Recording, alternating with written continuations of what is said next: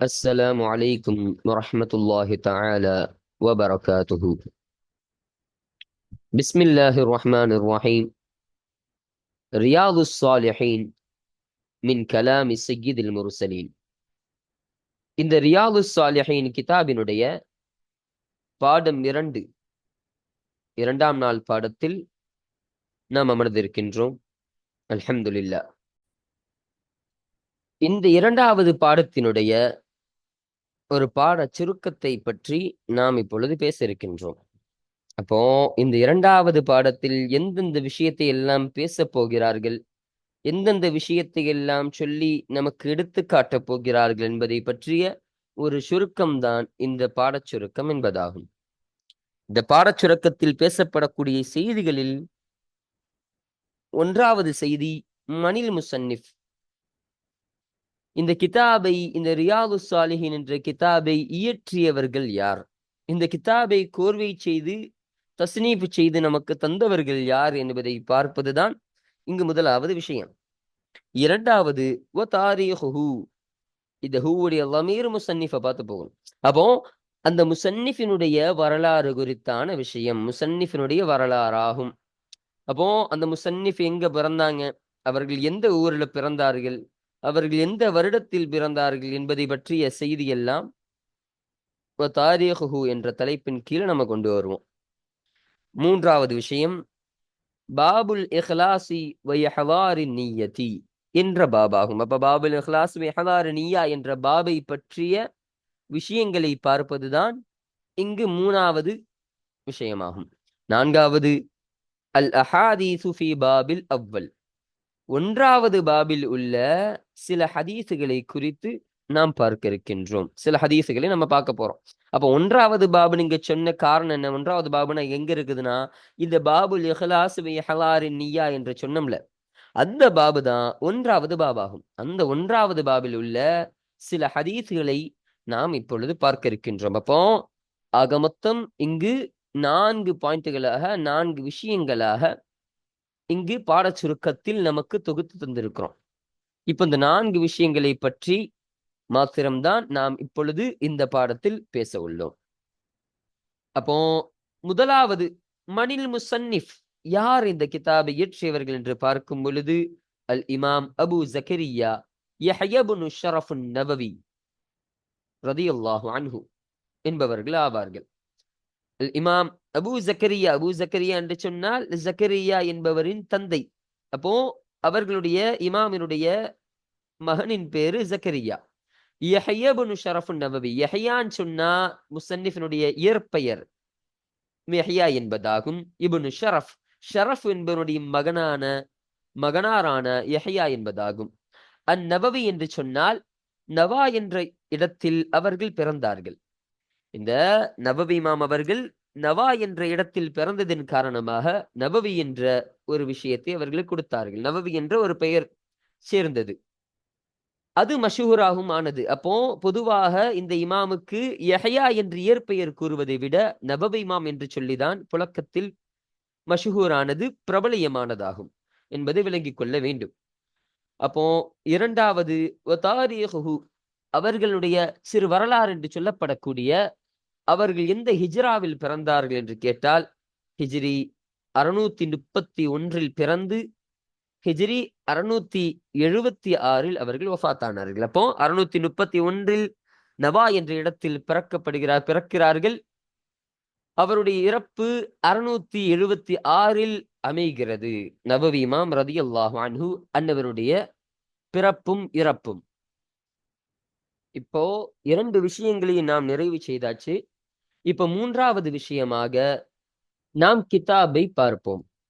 பிஸ்மில்லாஹிர் ரஹ்மானிர் ரஹீம். பாபுல் இஹ்லாசி வயஹ்வாரின் நிய்யதி ஃபி ஜமீஇல் அமாலி வல் அக்வாலில் பாரிஸதி வல் ஹஃபிய்யதி. பாபுல் இஹ்லாசி, உளத்தூய்மையாக இருப்பதை பற்றிய பாடம். வயஹ்வாரி நிய்யதி, இன்னும் நீயத்தை ஹாலிராக்குவது, கொண்டு வருவது பற்றிய பாடம்.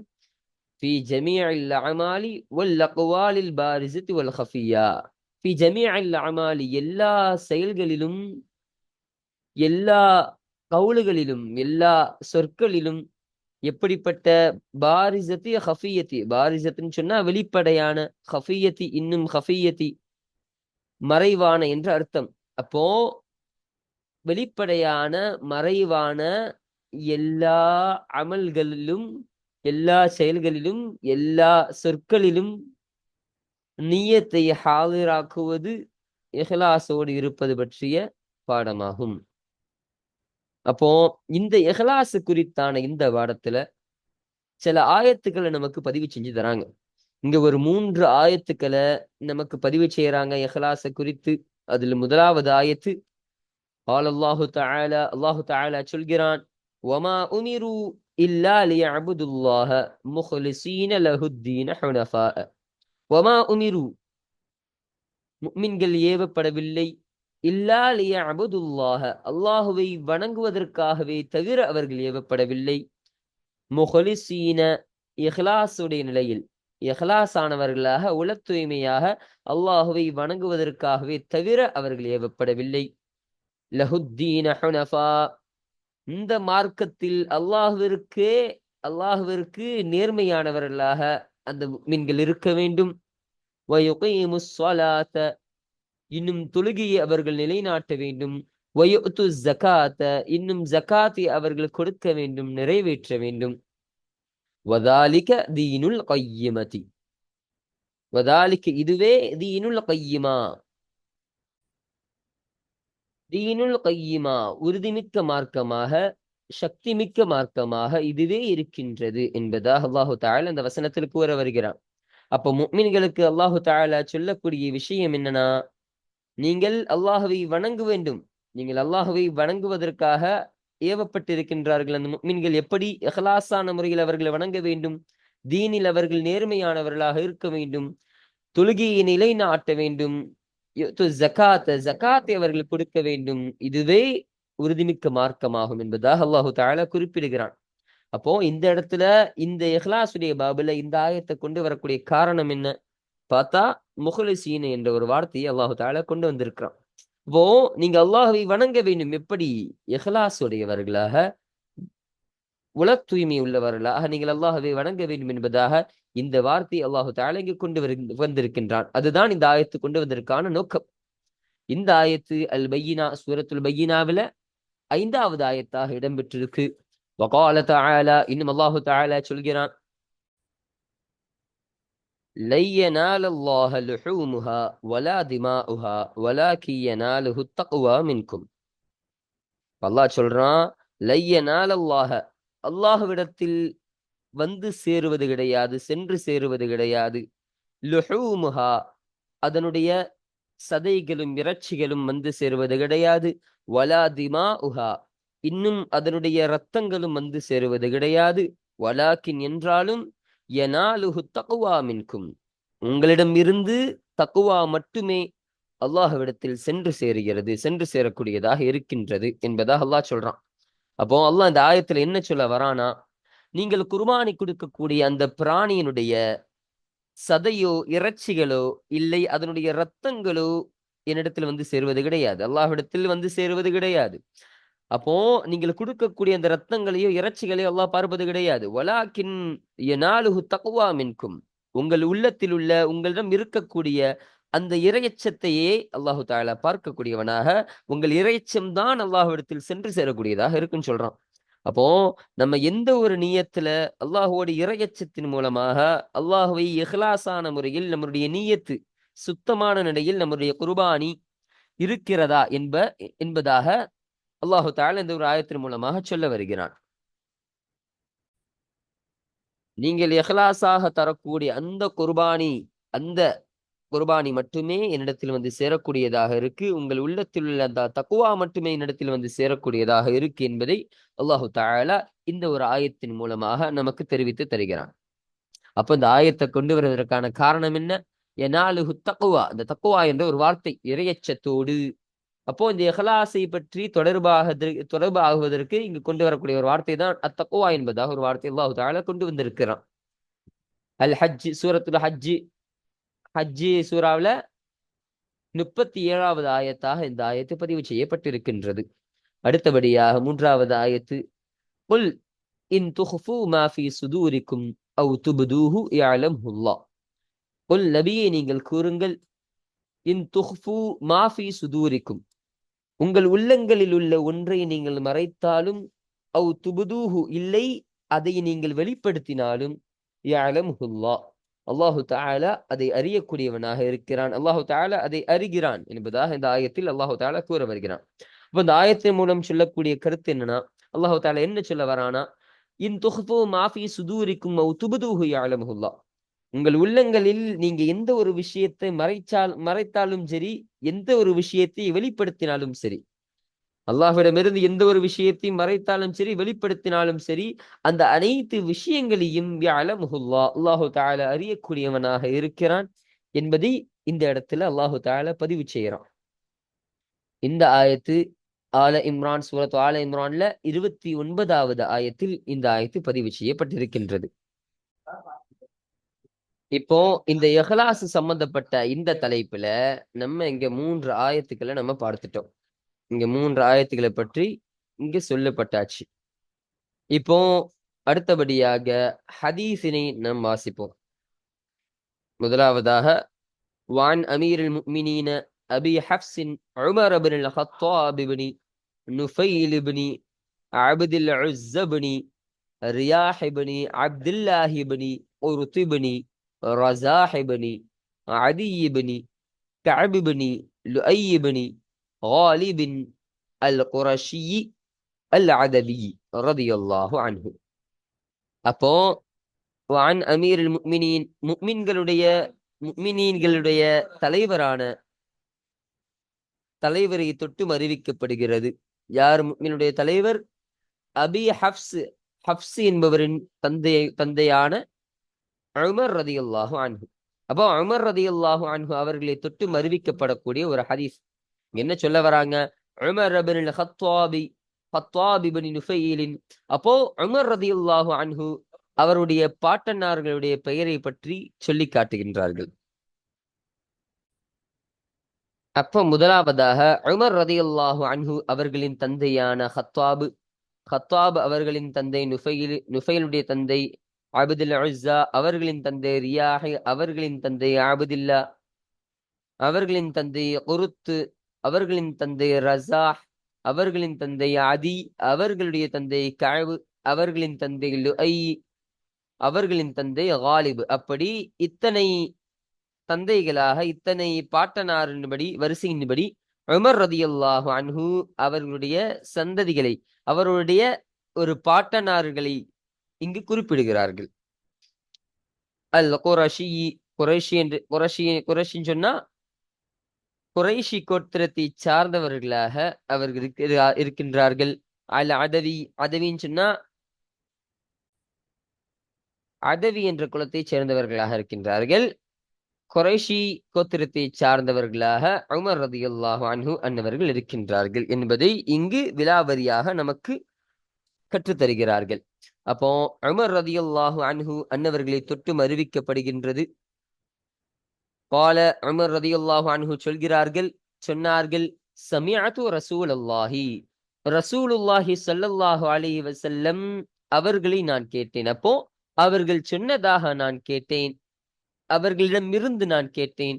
யகூலு ஸல்லல்லாஹு அலைஹி வஸல்லம் அவர்கள் சொன்னார்கள், இன்னமல் அஅமாலு பின்னியாத்தி, நிச்சயமாக எல்லா அமல்கள் அனைத்துமே பின்னியாத்தி, நியத்தை கொண்டதாகவே இருக்கின்றது, எண்ணங்களை பொறுத்ததாகவே அனைத்து அமல்களும் அமைகிறது என்பதாக ஸல்லல்லாஹு அலைஹி வஸல்லம் சொன்னார்கள்.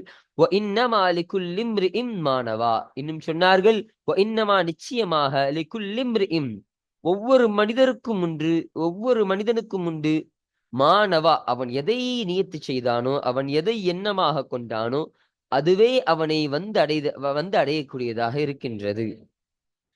ஃபமன் கானத் ஹிஜ்ரத்துஹு இலல்லாஹி வ ரசூலிஹி, எனவே யாருடைய ஹிஜ்ரத்து இடம்பெயர்தல் ஆகுமோ, ஹிஜ்ரத் என்று சொன்னால் இடம்பெயர்தல், அப்ப யாருடைய ஹிஜ்ரத்து ஆகுமோ, இலல்லாஹி வ ரசூலிஹி, அல்லாஹ்விற்காகவும் ரசூலிற்காகவும் யாருடைய ஹிஜ்ரத் ஆகுமோ ஃபஹிஜ்ரத்துஹு அவருடைய ஹிஜ்ரத் ஆகிறது இலல்லாஹி வ ரசூலிஹி அல்லாஹ்வின் பக்கமும் அவனுடைய ரசூலின் பக்கமாகவே அவனுடைய ஹிஜ்ரத் ஆகும் என்பதாக ஸல்லல்லாஹு அலைஹி வஸல்லம் சொல்றாங்க. வமன் கானத் ஹிஜ்ரத்துஹு இன்னும் யாருடைய ஹிஜ்ரத் ஆகுமோ லிதுன்யா உலகத்திற்காக தன்னுடைய ஹிஜ்ரத்தை எவன் ஆக்கிக் கொள்வானோ தன்னுடைய ஹிஜ்ரத் ஆகுமோ யுசீபுஹா அந்த உலகத்தையே அவன் அடைந்து கொள்வான். அவ்விம்ரஅத்தின் அல்லது ஒரு பெண்ணிற்காக அவனுடைய ஹிஜ்ரத் ஆனது என்று சொன்னால் ஒரு பெண்ணுக்காக அவன் ஹிஜ்ரத் செய்கிறான்னு சொன்னா கின்கிஹுஹா அந்த பெண்ணை அவன் திருமணம் முடித்துக் கொள்வான், நிக்காஹ் செய்து கொள்வான். ஃபஹிஜ்ரத்துஹு இலா மா ஹாஜர இலை அப்ப அவன் எந்த நோக்கத்திற்காக ஹிஜ்ரத் செய்தானோ எதன் பக்கம் அவன் ஹிஜ்ரத் செய்தானோ அவனுடைய ஹிஜ்ரத் அதன் பக்கமே அவனுடைய ஹிஜ்ரத் ஆகிவிடும் என்பதை ஸல்லல்லாஹு அலைஹி வஸல்லம் அவர்கள் நமக்கு சொல்லித் தருகிறார்கள். அப்போ இதுல என்ன சொல்ல வராங்க? இன்னமல் அமாலு பின்னியாத் நியத்துகளை கொண்டுதான் எல்லா அமல்களும் அமைகின்றது. அவன் எதை நியத்து செய்தானோ அந்த நியத்திற்கு அவன்தான் அந்த நியத்து என்ன செய்தானோ அந்த நியத்து அவனை வந்து அடையக்கூடியதாக இருக்கும் என்ற கருத்தில் இதை சொல்ல வருகிறார்கள். அப்போ ஒருத்தன் ஹிஜ்ரத் செய்யறான், அவன் அல்லாஹ்வின் பக்கமோ அல்லது ரசூலுக்காகவோ அல்லாஹ் ரசூலுக்காக தன்னுடைய ஹிஜ்ரத்தை ஆக்கிக் கொள்கிறான் என்று சொன்னால் அவனுடைய ஹிஜ்ரத் அல்லாஹ் ரசூலுக்காகவே ஆகும். அல்லாஹ் ரசூலுக்காகவே அவனுடைய ஹிஜ்ரத் ஆகக்கூடியதாக அல்லாஹ் மாற்றி விடுவான். அப்போ ஒருவருடைய ஹிஜ்ரத்து துன்யாவிற்காக துன்யாவுடைய ஆசைகளுக்காக ஒரு பெண்ணை திருமணம் முடிக்க வேண்டும் இப்படி இதர பல காரணங்களை கொண்டு பல உலக தேவையை கொண்டு அவனுடைய ஹிஜ்ரத் ஆகும் என்று சொன்னால் அவனுடைய ஹிஜ்ரத்து அவன் எதை ஹிஜ்ரத் செய்தானோ அது மட்டும்தான் அவனுக்கு கிடைக்கும் என்பதாக ஸல்லல்லாஹு அலைஹி வஸல்லம் அவர்கள் இந்த ஹதீஸின் மூலம் நமக்கு அறிவித்து தருகிறார்கள். முத்தஃபகுன் அலா ஸிஹ்ஹத்திஹி சிஹத்தான கருத்தின் மீது இது இத்திஃபாக் செய்யப்பட்டதாக இருக்கும். அப்போ ஒன்று திருத்தப்பட்டதாக இருக்கும். அப்படின்னு சொன்னா முத்தஃபகுன் அலா ஸிஹ்ஹத்திஹி என்று கொண்டு வந்தா என்ன அர்த்தம்னு பின்னாடி விளக்குறாங்க. ரவாஹு இமாம் அல் முஹத்திஸீன் ஹதீஸ் அறிவிப்பதில் தேர்ச்சியான ஹதீஸ் வல்லுநர்களில் தேர்ச்சியான 2 இமாம்கள் அறிவித்ததாகும். அப்போ அந்த 2 இமாம் யாரு? ஒன்று புகாரி இமாம், இன்னொன்று முஸ்லிம் இமாம். அப்ப இந்த புகாரி இமாமும் முஸ்லிம் இமாமும் அறிவித்த அந்த ஹதீஸுகளுக்கு தான் அவர்கள் இருவரும் இத்திஃபாக் செய்யப்பட்ட அந்த ஹதீஸுக்கு தான் முத்தஃபகுன் அலா ஸிஹ்ஹத்திஹி என்ற ஒரு வார்த்தையை இங்க கொண்டு வருவாங்க. இதை பல இடங்கள்ல பார்க்கலாம். அப்போ இப்போ அந்த புகாரி இமாமுடைய முஸ்லிம் இமாமுடைய முழு பெயரினை அவருடைய பெயரின் முழுமையை அவங்க அறிவித்து காட்டுறாங்க. அபு அப்துல்லாஹி முஹம்மது பின் இஸ்மாயில் பின் இப்ராஹிம் பின் முகைரத் பின் பர்தஸ்பத்தில் ஜுஅஃபி அல் புகாரி என்பதாகும். அப்போ அபு அப்துல்லா என்பவருடைய தந்தையாக முஹம்மதுனா அவருடைய இயற்பெயர், புகாரி இமாமுடைய இயற்பெயர் என்னது? முஹம்மது என்பதாகும். முஹம்மது ரலியல்லாஹு அன்ஹு புகாரி இமாம் அவருடைய முஹம்மதுடைய தந்தை இஸ்மாயில் என்பவருடைய தந்தை இப்ராஹிம் என்பவருடைய தந்தை முகைரா என்பவருடைய தந்தை பர்தஸ்பா. அப்போ அவருடைய முன்னாடி கூறப்பட்டதை போல பாட்டனார்களுடைய பெயரை அறிவித்து காட்டுறாங்க. அப்போ முஹம்மது இவருடைய மகனான இஸ்மாயில் என்பவருடைய மகனான முஹம்மது ரலியல்லாஹு அன்ஹு அவர்கள் அல் ஜுஅஃபி என்று சொன்னால் புகாரி இமாம் அவருடைய கோத்திரம் கபீலாவாகும். ஜுஅஃபி என்ற கோத்திரத்தை சார்ந்தவர்கள் அல் புகாரி என்று சொன்னால் புகாரா என்ற ஊரில் பிறந்தார்கள். அவருடைய ஊரு புகாரா என்பதாகும். அப்போ அதனால புகாரி என்று அவர்கள் போற்றப்பட்டார்கள். இரண்டாவதாக முஸ்லிம் இமாம் அவருடைய பெயராகிறது அபுல் ஹுசைனி முஸ்லிம் இப்னுல் ஹஜ்ஜாஜ் இப்னு முஸ்லிம் அல் குஷைரி அன்-நைசாபூரி ரலியல்லாஹு அன்ஹுமா.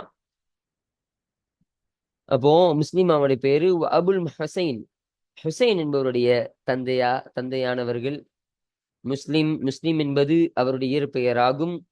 இப்னு ஹஜ்ஜாஜ் அவருடைய தந்தையின் பெயர் ஹஜ்ஜாஜ் என்பதாகும். இப்போ முஸ்லிம் அவருடைய தந்தை பெயர் ஹஜ்ஜாஜ் அவருடைய தந்தை முஸ்லிம் என்பவராகும். அல் குஷைரியு என்பது அவருடைய கபீலாவாகும், அவருடைய கோத்திரமாகும். அந்நைசாபூரியு என்பது நைசாபூர் என்று சொல்வது அவருடைய ஊர் பெயராகும். அவர்கள் ஊர் பேர் நைசாபூரி என்பதால நைசாபூரி என்பதாக இங்கு அவர்களுக்கு சூட்டியிருக்கிறாங்க. ரதியல்லாஹு அன்ஹுமா. ஃபீ ஸஹீஹைஹிமா, அவ்விருவருடைய முஸ்லிம் இமாம் புகாரி இமாம் அவருடைய சஹீஹான ஆகச் சரியான அந்த கிதாபுகளிலே ரவாஹு, இங்க மீட்டணும், ரவாஹு, அதை அவர்கள் அறிவித்தார்கள். இந்த ஹூவுடைய லமீர் இந்த ஹதீஸை பார்த்து போகுது. அப்ப இந்த ஹதீஸை அவர்கள் ரிவாயத்து செய்தார்கள். அல்லதைனி, அந்த இரண்டு கிதாபும் எப்படிப்பட்டது என்றால், ஹுமா, அது இரண்டும் அஸ்ஸஹல் குதுபில் முஸன்னஃபதி, சின்ஃபு செய்யப்பட்ட, கோர்வை செய்யப்பட்ட கிதாபுகளிலேயே அது ஆகச் சிறந்த ஆக சரியான ஒரு கிதாபாக இருக்கின்றது என்பதாக இங்கு நமக்கு அறிவித்து தராங்க. இரண்டாவது ஹதீஸினை நாம் பார்ப்போம். وعن أم المؤمنين أم عبد الله عائشة رضي الله عنها. அப்போ உம்முல் முஃமினீன், முஃமினீன்களுடைய தாயான உம்மி அப்துல்லா, அப்துல்லா என்பவருடைய தாயான ஆயிஷா ரலியல்லாஹு அன்ஹா, ஆயிஷா ரலியல்லாஹு அன்ஹா அவர்களை தொட்டும் அறிவிக்கக்கூடிய ஒரு ஹதீஸ். قالت ஆயிஷா ரலியல்லாஹு அன்ஹா சொன்னாங்க, قال قال رسول الله ஸல்லல்லாஹு அலைஹி வஸல்லம், ரசூலுல்லாஹி ஸல்லல்லாஹு அலைஹி வஸல்லம் அவர்கள் சொன்னதாக ஆயிஷா ரலியல்லாஹு அன்ஹா சொன்னார்கள், யகுஸு ஜைஷுன் அல் கஅபத فإذا كانوا ببيداء من الأرض يخسف بأولهم وآخرهم. யகுஸு ஜைஷுன், ஒரு படையினர் போர் புரிவார்கள், அல் கஅபத, கஅபாவை போர் புரிவார்கள், فإذا كانوا ببيداء من الأرض, பூமியில் இருந்து பைதா என்ற இடத்தில் அவர்கள் ஆகியிருக்கும் பொழுது கஅபாவை ஒரு படையினர்கள் போர் புரிவார்கள், போர் செய்வார்கள். யுஹ்ஸஃபு பிஅவ்வலிஹிம் வஆஹிரிஹிம், அவர்களில் முதன்மையானவர்களும் சரி, அவர்களில் இறுதியானவர்களும் அந்த பூமியில் இழுக்கப்படுவார்கள் என்று ஸல்லல்லாஹு அலைஹி வஸல்லம் அவர்கள் சொன்னார்கள். அப்போ காலத் ஆயிஷா ரலியல்லாஹு அன்ஹா கேட்டாங்க, குல்து, நான் கேட்டேன், யா ரசூலல்லாஹ், அல்லாஹ்வுடைய தூதரே, கைஃப யுஹ்ஸஃபு பிஅவ்வலிஹிம் வஆஹிரிஹிம், எப்படி அவர்களில் முதன்மையானவர்களும் இறுதியானவர்களும் பூமியில் இழுக்கப்படுவார்கள். வஃபீஹிம் அஸ்வாகுஹும், அவர்களில் சில நபர்கள் அஸ்வாகுஹும், அந்த அவருடைய கடைகளில், கடை தெருவில் நிற்கக்கூடியவர்களாக இருப்பார்கள், கடை தெருவில் இருக்கக்கூடியவர்களாக இருப்பார்கள். ஒமல் லைஸ மின்ஹும், இன்னும் சிலர்கள் லைஸ மின்ஹும், அவர்கள் அல்லாதவர்களாக இருப்பார்கள், அந்த கூட்டத்தை சாராதவர்களாக இருப்பார்கள். அப்போ எப்படி அவருடைய ஆரம்பத்திலிருந்து ஆரம்பமானவர்கள் இறுதியானவர்கள் இப்படி என்று எல்லோரும் அந்த பூமியில் இழுக்கப்படுவார்கள் என்று கேட்ட பொழுது, கால ரசூலுல்லாஹி ஸல்லல்லாஹு அலைஹி வஸல்லம் சொன்னாங்க, யுஹ்ஸஃபு பிஅவ்வலிஹிம் வஆஹிரிஹிம், அவர்களில் முதன்மையானவர்களும் இறுதியானவர்களும் பூமியில் இழுக்கப்படுவார்கள். சும்ம யுபஅஸூன, பின்பு அவர்கள் எழுப்பப்படுவார்கள், அலா நிய்யாதிஹிம், அவர்களுடைய எண்ணத்தின்படியே, அவர்கள் எண்ணத்தின் மீதே அவர்கள் எழுப்பப்படுவார்கள் என்று ஸல்லல்லாஹு அலைஹி வஸல்லம் அவர்கள் அறிவித்து தருகிறார்கள். அப்போ இந்த இடத்துல அலா நிய்யாதிஹிம் என்பதாக கொண்டு வந்திருக்காங்க. அப்போ இதுதான் இந்த தலைப்பிற்கும் இந்த நிய்யாதிஹிம் என்று கொண்டு வரக்கூடிய காரணம். அவருடைய நியத்தை பொறுத்தே அவர்கள் எழுப்பப்படுவார்கள் என்பதாக ஸல்லல்லாஹு அலைஹி வஸல்லம் அவர்கள் அறிவித்து தந்தார்கள். முத்தஃபகுன் அலைஹி, இது புகாரி இமாம், முஸ்லிம் இமாம் அவர்கள் இத்திஃபாக் செய்யப்பட்ட கருத்தாக ஹதீஸாக இருக்கின்றது. ஹாதா லஃதுல் புகாரி இமாம் அவருடைய வார்த்தையாக இருக்கு. இந்த வார்த்தை, இங்கு கொண்டு வரப்பட்ட இந்த வார்த்தை லஃதுல் புகாரி இமாம் அவருடைய வார்த்தையாக இருக்கின்றது. அடுத்த ஹதீஸ் ஆகிறது, وعن عائشة رضي الله عنها قالت, ஆயிஷா ரலியல்லாஹு அன்ஹா அவர்களை தொட்டு அறிவிக்கப்படுகிறது. காலத், அவங்க சொன்னாங்க, காலன் நபி ஸல்லல்லாஹு அலைஹி வஸல்லம், நபி ஸல்லல்லாஹு அலைஹி வஸல்லம் அவர்கள் சொன்னார்கள், லா ஹிஜ்ரத பஅதல் ஃபத்ஹி, வெற்றிக்கு பின்பு ஹிஜ்ரத் என்பது கிடையாது, மக்கா வெற்றிக்கு பின்பு ஹிஜ்ரத் என்பது கிடையாது. வலாக்கின், என்றாலும், ஜிஹாதுன் வ நிய்யத்துன், அறப்போரும் உண்டு, வ நிய்யத்துன், எண்ணமும் உண்டு. வைதஸ்தங்ஃபிர்தும் ஃபன்ஃபிரு, நீங்கள் போருக்கு அழைக்கப்பட்டால் ஃபன்ஃபிரு, நீங்கள் விரைந்து செல்லுங்கள் என்பதாக ஸல்லல்லாஹு அலைஹி வஸல்லம் சொல்லி காட்டுறாங்க. அப்போ மக்காவை கைப்பற்றிய பின்பு, மக்காவை வெற்றி பெற்ற பின்பு ஹிஜ்ரத் என்பது ஒன்று கிடையாது. ஆனால் போரும் உண்டு, நியத்தும் உண்டு என்று ஸல்லல்லாஹு அலைஹி வஸல்லம் சொன்னாங்க. அப்போ யாராவது ஒருவர் போருக்கு, உங்களில் யாராவது ஒருவர் போருக்கு அழைக்கப்பட்டால் ஃபன்ஃபிரு, நீங்கள் விரைந்து செல்லுங்கள் என்பதாக ஸல்லல்லாஹு அலைஹி வஸல்லம் அவர்கள் இந்த ஹதீஸின் மூலம் சொல்லி காட்டுறாங்க. இந்த தலைப்புகள் இந்த ஹதீஸ் எதுக்கு கொண்டு வந்தாங்கன்னு சொன்னா, ஜிஹாதுன் வ நிய்யத்துன் என்ற வார்த்தையை கொண்டு வந்திருக்காங்க. எண்ணம் என்ற வார்த்தையை இந்த இடத்துல கொண்டு வந்ததற்காக இந்த தலைப்போடு இந்த ஹதீஸை ஒப்புக்கொள் இணைத்து சொல்கிறார்கள். முத்தஃபகுன் அலைஹி, புகாரி முஸ்லிம் இருவரும் ஏற்றுக்கொள்ளப்பட்ட கருத்தாகும். வமஅனாஹு, இன்னும் அதனுடைய அர்த்தமாகிறது, லா ஹிஜ்ரத மின் மக்கத லிஅன்னஹா ஸாரத் தார இஸ்லாம். லா ஹிஜ்ரத மின் மக்கத, மக்காவில் இருந்து ஹிஜ்ரத் என்பது கிடையாது. மக்காவை வெற்றி பெற்றதற்கு பின்பு, ஃபதஹ் மக்காவிற்கு பின்பு ஹிஜ்ரத் என்பது கிடையாது. லிஅன்னஹா, ஏனென்றால் அந்த மக்காவாகிறது, ஸாரத் அது மாறிவிட்டது, தார இஸ்லாமின், இஸ்லாமுடைய நாடாக அது மாறிவிட்டதன் காரணமாக ஹிஜ்ரத் என்பது கிடையாது என்பதாக இந்த இடத்துல அர்த்தம். அடுத்தபடியாக 4வது ஹதீஸ், وعن أبي عبد الله جابر بن عبد الله الأنصاري رضي الله عنهما.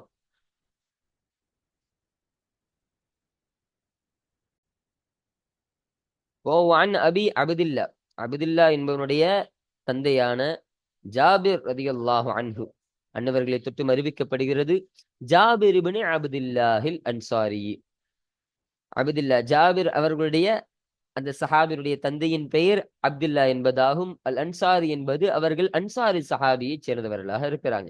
அப்போ ரதியல்லாஹு அன்ஹுமா, இங்க அன்ஹுமான் கொண்டு வந்த காரணம், ஜாபிர் ரதியல்லாஹு அன்ஹு அன்னவர்களும் அவருடைய தந்தையான அப்துல்லா ரதியல்லாஹு அன்ஹு அன்னவர்களும் இருவரும் சஹாபியாக இருக்கின்றார்கள். அதன் காரணமாக ரதியல்லாஹு அன்ஹுமா, அவ்விருவரையும் அல்லாஹு தஆலா பொருந்திக் கொள்வானாக என்ற வார்த்தை இங்க கொண்டு வந்திருக்காங்க. கால, ஜாபிர் ரதியல்லாஹு அன்ஹு சொன்னாங்க, குன்னா மஅன் நபியி ஸல்லல்லாஹு அலைஹி வஸல்லம், ஸல்லல்லாஹு அலைஹி வஸல்லம் அவர்களோடு நாம் ஆகியிருந்தோம், அவர்களோடு நாம் இருந்தோம்.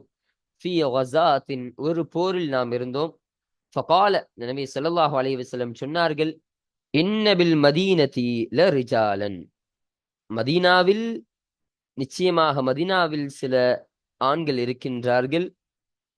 மா சிர்தும் மசீரன், நீங்கள் எந்த ஒரு நடைபாதையையும் நீங்கள் செல்லவில்லை, நடைபாதையிலும் நீங்கள் செல்லவில்லை. வலா கத்அதும் வாதியன், இன்னும் எந்த ஒரு ஓடையும் நீங்கள் துண்டிக்கவில்லை, நீங்கள் கடக்கவில்லை. இல்லா கானு மஅக்கும், உங்களோடு அவர்கள் ஆகியிருந்தே தவிர, நீங்கள் எந்த ஒரு பாதையையும் எந்த ஒரு ஓடையும் நீங்கள் கடக்கவில்லை என்பதாக ஸல்லல்லாஹு அலைஹி வஸல்லம் சொல்றாங்க. அபஸஹுமுல் மரது, அவர்களை நோய் என்பது தடுத்து விட்டது. அப்படி தடுக்கவில்லை என்று சொன்னால் அவர்களும் போரில் வந்திருப்பார்கள். அப்படி வராமல் இருந்தாலும் கூட அவர்களும் உங்களோடு இருக்கின்றார்கள், அதனுடைய நன்மையும் அவர்களை போய் சேரக்கூடியதாக இருக்கின்றது என்பதை ஸல்லல்லாஹு அலைஹி வஸல்லம் அவர்கள் இந்த ஹதீஸின் மூலமாக உணர்த்துகின்றார்கள். வஃபி ரிவாயத்தின், இன்னொரு அறிவிப்பில் அறிவிக்கப்படுகின்றது, இல்லா ஷரகூக்கும் ஃபில் அஜ்ர், நன்மையினுடைய விஷயத்தில், கூலி பெறும் விஷயத்தில் அவர்கள் உங்களோடு கூட்டானவர்களாக இருக்கின்றார்களே தவிர கிடையாது. என்ன சொல்றாங்க, அவர்கள் போருக்கு தான் வரல, ஆனால் நீங்கள் போருக்கு வந்த இந்த நன்மையும் அவர்களுக்கு கிடைக்கும், அவர்களுக்கு கிட்டும். அப்போ உங்களுக்கும் இந்த நன்மை உண்டு, அவர்களுக்கும் அந்த நன்மை உண்டு, உங்களோடு அந்த நன்மையில் அவர்களும் பங்கு சேரக்கூடியவர்களாக இருக்கிறார்கள் என்பதை ஸல்லல்லாஹு அலைஹி வஸல்லம் இங்க அறிவித்து தராங்க. ரவாஹு முஸ்லிம், இந்த ரெண்டு கருத்தையும், இந்த கருத்தையும், இதற்கு மேல் சொல்லப்பட்ட இந்த கருத்தையும் ரவாஹு முஸ்லிம் அவர்கள் அறிவிக்கிறார்கள். வரவாஹுல் புகாரியு அன் அனஸ் ரலியல்லாஹு அன்ஹு, அனஸ் ரலியல்லாஹு அன்ஹு அன்னவர்களை தொட்டும் புகாரி இமாம் அவர்கள் ரிவாயத்து செய்கிறார்கள். அப்போ இங்க ஏன் ஒஃபி ரிவாயத்தின் ஏன் கொண்டு வந்தாங்க, முத்தஃபக்குன் அலைஹி ஏன் கொண்டு வரலன்னு கேட்டா, இங்க புகாரி இமாமும் சொல்லியிருக்காங்க, முஸ்லிம் இமாமும் சொல்லியிருக்காங்க தானே. அப்பயும் முத்தஃபக்குன் அலைஹி என்ற ஒரு வார்த்தையை கொண்டு வரவில்லை என்று சொன்னால், புகாரி இமாம் அவர்கள் அனஸ் ரலியல்லாஹு அன்ஹு அவர்களை தொட்டும் அறிவிக்கிறாங்க. ஆனா முஸ்லிம் இமாம் அவர்கள் ஜாபிர் ரலியல்லாஹு அன்ஹு அவர்களை தொட்டும் அறிவிக்கிறாங்க. அப்போ இந்த முத்தஃபக்குன் அலைஹி எப்பெல்லாம் வரும்னு சொன்னா, ஒரே சஹாபியை கொண்டு, ஒரே அறிவிப்பாளரை கொண்டு, இரண்டு இமாம்களும் சொல்லப்பட்ட அந்த இடத்திற்கு தான் முத்தஃபக்குன் அலைஹி என்பதாக ஒரு வார்த்தையை கொண்டு வருவாங்க. அப்போ இந்த இடத்துல அதனாலதான் ஒஃபி ரிவாயத்தின் என்பதாக சொன்னாங்க. இப்ப பார்ப்போம், அனஸ் ரலியல்லாஹு அன்ஹு அவர்களை தொட்டு புகாரி இமாம் சொல்றாங்க, கால அவர்கள் சொன்னார்கள், ரஜஅனா மின் கஸ்வதி தபூக மஅன் நபியி ஸல்லல்லாஹு அலைஹி வஸல்லம், ஸல்லல்லாஹு அலைஹி வஸல்லம் அவர்களோடு தபூக்கு போரில் இருந்து நாம் மீண்டு வந்தோம், நாம் திரும்பி வந்தோம். ஃபகால ஸல்லல்லாஹு அலைஹி வஸல்லம் சொன்னாங்க, இன்ன அக்வாமன் ஹல்ஃபனா, நிச்சயமாக ஒரு கூட்டம், ஹல்ஃபனா நமக்கு பின்னால் உள்ளது, பில் மதீனத்தி மதீனாவிலே நமக்கு பின்னால் ஒரு கூட்டம் உள்ளது, மா சலக்குனா ஷஅபன் எந்த ஒரு நடை பாதையையும் நாம் பிரயாணம் செய்யவில்லை, நாம் பயணிக்கவில்லை, நாம் செல்லவில்லை, வலா வாதியன் எந்த ஒரு ஓடையையும் நாம் செல்லவில்லை, எந்த ஒரு ஓடையையும் நாம் கடந்து செல்லவில்லை, இல்லா வஹும் மானா அவர்கள் நம்மோடு இருந்தவர்களாகவே தவிர நாம் எந்த ஒரு ஓடையையும் எந்த ஒரு பாதையையும் நாம் கடக்கவில்லை, பிரயாணம் செய்யவில்லை என்று ஸல்லல்லாஹு அலைஹி வஸல்லம் சொல்றாங்க. ஹபஸஹுமுல் உதுரு அவர்களை உதுர் தங்கடம் என்பது, ஒரு தடையின் தங்கடம் என்பது அவர்களை தடுத்து விட்டது என்பதாக ஸல்லல்லாஹு அலைஹி வஸல்லம் அவங்க சொல்றாங்க. இதனுடைய கருத்தும் அதுதான். அப்போ அவர்கள் இல்லாமல் நம்ம எந்த ஒரு பாதையும் நாம் கடக்கவில்லை, எந்த ஒரு ஓடையும் நாம் கடக்கவில்லை, அவர்கள் நம்மோடு தான் இருக்கின்றார்கள். இந்த போரினுடைய பங்கு அவர்களுக்கும் சொந்தம் என்பதை ஸல்லல்லாஹு அலைஹி வஸல்லம் அவர்கள் இந்த ஹதீஸின் மூலமாக நமக்கு அறிவித்து தரார்கள். அப்போ இந்த இடத்துல இந்த ஹதீஸை கொண்டு வரப்பட்ட காரணம், இந்த தலைப்பு கீழே, இந்த இஹ்லாஸ் என்ற தலைப்பு கீழே கொண்டு வரக்கூடிய காரணம் என்னன்னு சொன்னா, அவர்களுக்கு அந்த உதுர், அந்த தங்கடம் என்பது, அந்த நோய் என்பது இல்லை என்று சொன்னால் அவர்களும் இந்த போரில் கலந்து கொள்வார்கள். அவர்கள் வேண்டுமென்றே அந்த போரில் கலந்து கொள்ளாமல் மதீனாவில் தங்கியவர்கள் கிடையாது. அந்த நோயின் காரணமாக, அந்த உதுரின் காரணமாக அவர்கள் அந்த போரில் கலந்து கொள்ள ஒரு தங்கடம் ஏற்பட்டதன் காரணமாக அவர்கள் கலந்து கொள்ளவில்லை. அதனால் அவர்கள் உள்ளத்தில் உள்ள இஹ்லாஸை கொண்டு, அவர்கள் உள்ளத்தில் இருக்கக்கூடிய அந்த எண்ணத்தை கொண்டு ஸல்லல்லாஹு அலைஹி வஸல்லம் அவர்கள் இந்த ஹதீஸில் அவர்களுக்கும் பங்கு கொடுத்தார்கள் என்பது இந்த இடத்துல கருத்து. அப்போ இத்தோடு நாம் பாபுல் இஹ்லாசி வ இஹ்லாரு நிய்யா என்ற பாபினுடைய 4 ஹதீஸுகளையும் நாம் பார்த்து விட்டோம். 4 ஹதீஸுகளையும் நாம் நிறைவு செய்து விட்டோம். இந்த 4 ஹதீஸுகளையும் அல்லாஹு தஆலா நம்முடைய கல்பில் கபூலாக்கி தருவானாக. ஸல்லல்லாஹு அலைஹி வஸல்லம் அவர்கள் சொன்ன இந்த ஹதீஸினை அதிகமாக கற்று படித்து அவர்கள் பொருத்தத்தை பெற்றவர்களாகவும், கண்மணி ஸல்லல்லாஹு அலைஹி வஸல்லம் அவர்களை கனவிலும் நினைவிலும் கண்டு தரிசித்து ஆனந்த பரவசம் அடையக்கூடிய பேரின்ப பாக்கியத்தையும் அல்லாஹு தஆலா எனக்கும் உங்களுக்கும் வழங்குவானாக. وآخر دعوانا عن الحمد لله رب العالمين. السلام عليكم ورحمة الله تعالى وبركاته.